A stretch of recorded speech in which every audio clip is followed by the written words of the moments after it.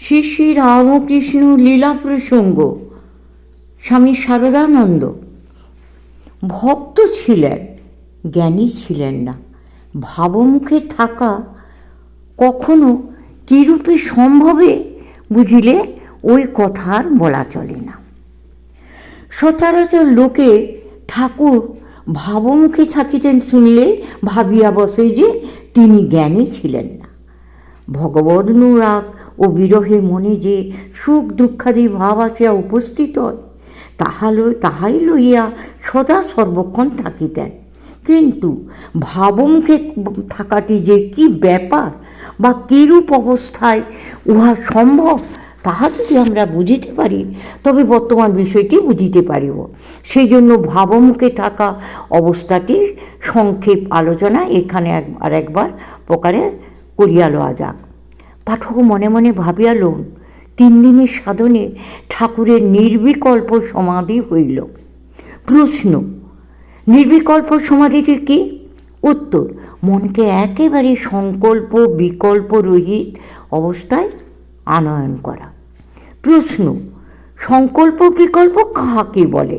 উত্তর, বাহ্য জগতের রূপ রসাদি বিষয় সকলের জ্ঞান বা অনুভব, সুখ দুঃখাদি ভাব, কল্পনা, বিচার, অনুমান প্রভৃতি মানসিক চেষ্টা এবং ইচ্ছা বা এটা করিব, ওটা বুঝিব, এটা ভোগ করিব, ওটা ত্যাগ করিব ইত্যাদি মনের সমস্ত বৃত্তিকে।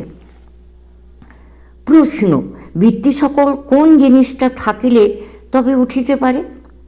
উত্তর, আমি এই জ্ঞান বা বোধ। আমি বোধ যদি চলিয়া যায় বা কিছুক্ষণের জন্য একেবারে বন্ধ হইয়া যায়, তবে সেই সময়ের মধ্যে কোনো বৃত্তি আর মনে খেলা বা রাজত্ব করিতে পারে না। প্রশ্ন, মূর্ছা বা গভীর নিদ্রাকালেও তো আমি বোধ থাকে না, তবে কি নির্বিকল্প সমাধিটা ওইরূপ একটা কিছু? উত্তর, না।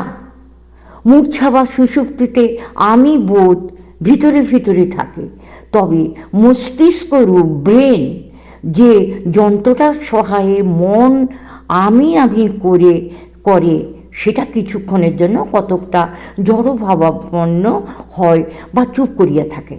এই মাত্র ভিতরে বৃত্তিসমূহ গজগজ করিতে থাকে। ঠাকুর যেমন দৃষ্টান্ত দিতেন, পায়রাগুলো মোটর খেয়ে গলা ফুলিয়ে বসে আছে বা বক বকম করে আওয়াজ করছে। তুমি মনে করছো তাদের গলার ভিতরে কিছুই নাই, কিন্তু যদি গলায় হাত দিয়ে দেখো তো দেখবে মোটর গজগজ করছে। প্রশ্ন, মূর্ছা বা সুষুপ্তিতে যে আমি বোধটা ওই রূপে থাকে তা বুঝিব কিরূপে? উত্তর, ফল দেখিয়া। যথা ওই সকল সময়েও হৃদয়ের স্পন্দন, হাতের নাড়ি, রক্ত সঞ্চালন প্রভৃতি বন্ধ হয় না। ওই সকল শারীরিক ক্রিয়াও আমি বোধটাকে আশ্রয় করিয়া হয়। দ্বিতীয় কথা, মূর্ছা ও সুষুপ্তিতে বাহ্যিক লক্ষণ কতকটা সমাধির মতো হইল, ওই সকল অবস্থা হইতে মানুষ যখন আবার সাধারণ বা জাগ্রত অবস্থায় আসে, তখন তাহার মনে জ্ঞান ও আনন্দের মাত্রা পূর্বে নেই থাকে, কিছুমাত্র বাড়ে বা কমে না। কামুকের যেমন কাম তেমনি থাকে, ক্রোধীর যেমন ক্রোধ তেমনি থাকে, লোভীর লোভ সমান থাকে ইত্যাদি। নির্বিকল্প সমাধির অবস্থা লাভ হইলে কিন্তু ওই সকল বৃত্তি আর মাথা তুলিতে পারে না। অপূর্ব জ্ঞান ও অসীম আনন্দ আসিয়া উপস্থিত হয় এবং জগৎ কারণ ভগবানের সাক্ষাৎ দর্শনে মনে আর পরকাল আছে কিনা, ভগবান আছে কিনা, এ সকল সংশয় সন্দেহ উঠে না। প্রশ্ন, আচ্ছা বুঝিলাম, ঠাকুরের নির্বিকল্প সমাধিতে কিছুক্ষণের জন্য আমি বোধের একেবারে লয় হইল, তাহার পর? উত্তর, তাহার পর ওইরূপে আমি বোধটা লোপ হইয়া কারণ রূপিণী শ্রী জগন্মাতার কিছুক্ষণের জন্য সাক্ষাৎ দর্শনে ঠাকুর তৃপ্ত না হইয়া সদা সর্বক্ষণ ওই অবস্থায় থাকিবার চেষ্টা করিতে লাগলেন।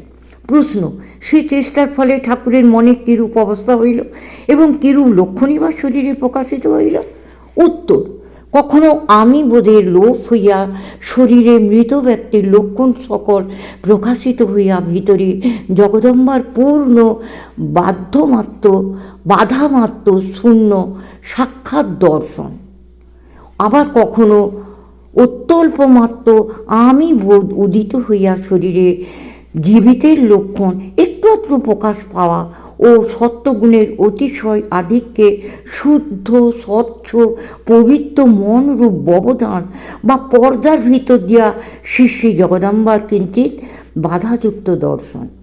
এরূপে কখনো আমি বোধের লোক, মনের বৃত্তি সকলের একেবারে লয় ও শ্রী জগন্মাতার পূর্ণ দর্শন, ও কখনো আমি বোধের একটু উদয়, মনের বৃত্তি সকলের ঈষৎ প্রকাশ ও সঙ্গে সঙ্গে শ্রী জগদম্বার পূর্ণ দর্শন, ঈষৎ আবরিত হওয়া, এইরূপ বার হইতে লাগিল। প্রশ্ন: কতদিন ধরিয়া ঠাকুর ওইরূপ চেষ্টা করেন? উত্তর: নিরন্তর 6 মাস কাল ধরিয়া। প্রশ্ন: বলো কি? তবে তাঁর শরীর রইল কি রূপে? কারণ 6 মাস না খাইলে তো মানব দেহ থাকিতে পারে না, এবং তোমরা তো বলো যতটা শরীর বোধ আসিলে আহারাদি কার্য করা চলে, ঠাকুরের ওইকালে মাঝে মাঝে আমি বোধের উদয় হইল ততটা কখনোই আসে নাই। উত্তর: সত্যই ঠাকুরের শরীর থাকিত না, এবং শরীরটা কিছুকাল থাকুক এইরূপ ইচ্ছার লেশমাত্র তখন ঠাকুরের মনে ছিল না। তবে তাঁর শরীরটা যে ছিল সে কেবল জগদম্বা ঠাকুরের শরীরটার সহায়ে তাহার অদ্ভুত আধ্যাত্মিক শক্তির বিকাশ দেখাইয়া বহু জন কল্যাণ সাধিত করিবেন বলিয়া। প্রশ্ন: তা তো বটে, কিন্তু ওই 6 মাস কাল জগদম্বা নিজে মূর্তি পরিগ্রহ করিয়া আসিয়া কি ঠাকুরকে জোর করিয়া আহার করিয়া দিতেন? উত্তর: কতকটা সেইরূপই বটে। কারণ ওই সময় একজন সাধু কোথা হইতে আপনা আপনি আসিয়া জোটেন। ঠাকুরের ওইরূপ মৃতকল্প অবস্থা যে যোগ সাধনা বা শ্রী ভগবানের সহিত একাত্মানুভবের ফলে তাহা সম্যক বুঝেন, এবং ওই 6 মাস কাল দক্ষিণেশ্বরী কালীবাড়িতে থাকিয়া সময়ে সময়ে ঠাকুরের শ্রী অঙ্গে আঘাত পর্যন্ত করিয়া একটু আধটু হুঁশ আনিতে নিত্য চেষ্টা করিতেন, আর একটু হুঁশ আসিতেছে দেখিলেই 2-1 গ্রাস যাহা পারিতেন খাওয়াইয়া দিতেন। একেবারে অপরিচিত জড়পায় মৃতকল্প একটি লোককে ওইরূপে বাঁচাইয়া রাখিতে সাধুটির এত আগ্রহ, এতটা মাথা ব্যথা কেন হইয়াছিল জানি না। তবে ওইরূপ ঘটনাবলীকেই আমরা ভগবত ইচ্ছায় সাধিত বলিয়া থাকি। অতএব শ্রী জগদম্বার সাক্ষাৎ ইচ্ছা ও শক্তিতেই যে ওই অসম্ভব সম্ভব হইয়া ঠাকুরের শরীরটা রক্ষা পাইয়াছিল, ইহা ছাড়া আর কি বলিব? প্রশ্ন: আচ্ছা, বুঝিলাম। তারপর? উত্তর: তাহার পর শ্রী জগদম্বা বা শ্রী ভগবান বা যে বিরাট চৈতন্য ও বিরাট শক্তি জগৎরূপে প্রকাশিত আছেন এবং জড় চেতন সকলের মধ্যে ওতপ্রোতভাবে অনুপ্রবিষ্ট হইয়া আপাত বিভিন্ন নামরূপে অবস্থান করিতেছেন, তিনি ঠাকুরকে আদেশ করিলেন, ভাবমুখে থাকো। প্রশ্ন: সেটা আবার কি? উত্তর বলিতেছি।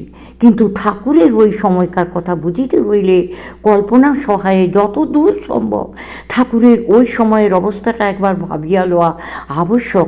পূর্বে বলিয়াছি, ঠাকুরের তখন কখনো আমি জ্ঞানের লোভ এবং কখনো উহার ঈষৎ প্রকাশ হইতেছিল। যখন আমি বোধটার ওইরূপ ঈষৎ প্রকাশ হইতেছিল, তখনও ঠাকুরের নিকট জগৎটা আমরা যেমন দেখি তেমন দেখাইতেছিল না, দেখাইতেছিল যেন একটা বিরাট মনে নানা ভাব তরঙ্গ উঠিতেছে, ভাসিতেছে, ক্রীড়া করিতেছে, আবার লয় হইতেছে।